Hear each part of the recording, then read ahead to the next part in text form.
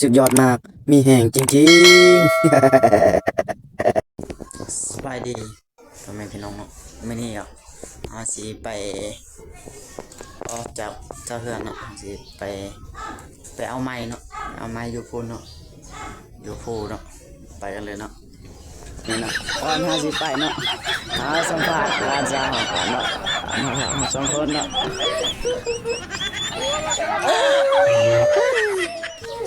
นี่เนาะตอนนี้ก็อยู่ระหว่างทางเนาะสุดท้าย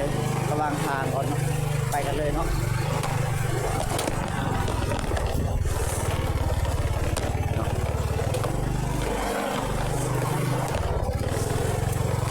ระหว่างทางที่เราเคลื่อนฟูเนาะไปเอาไม้เนาะไม้เพื่อว่าช่วยเอื้อยเนาะไปกันเลยเนาะก่อนหาสิเข้าป่าก่อนหาสะไปถ่ายชมเบิ้งวิวธรรมศาสตร์มีหมอกลงมาตกใส่เนาะ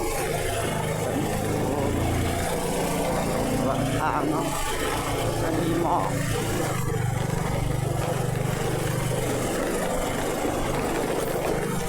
ฤดูนี้เป็นฤดูที่ฝนตกเนาะปีกายปีเซินนี่ก็บ่ได้มีเลหมอกแบบนี้เนาะบ่ได้ตกปานนี้เนาะแต่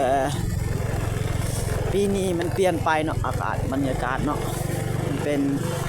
ฝนตกตลอดเนาะโอ้ยเบิ่ง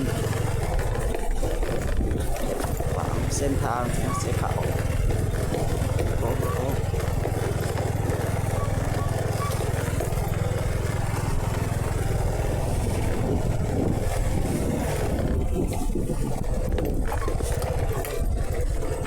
อาชีวิตทายเบิ่งนำน้องสะมันเป็นนำตลอดเนาะนี่เนาะมีต้น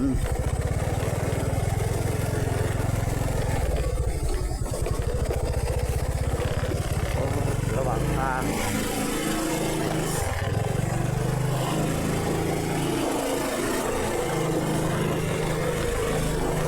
ตอนนี้ก็50ไปเลยเนาะ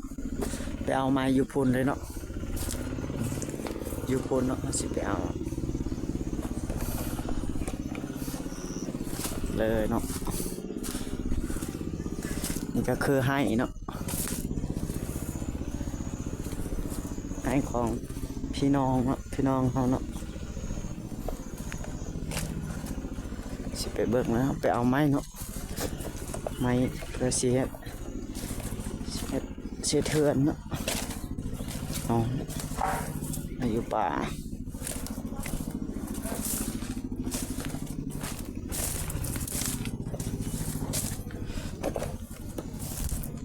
โอ้ชมบรรยากาศวิว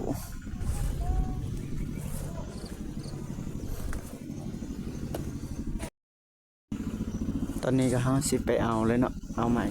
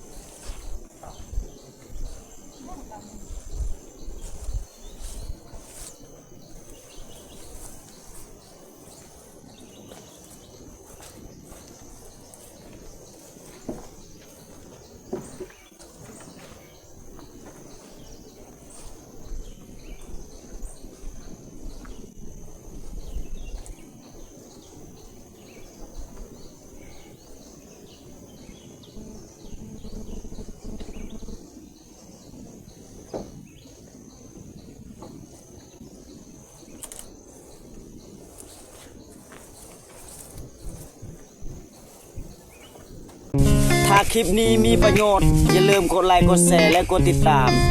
ทุกช่องทางที่ติดตามเฮาขอขอบใจ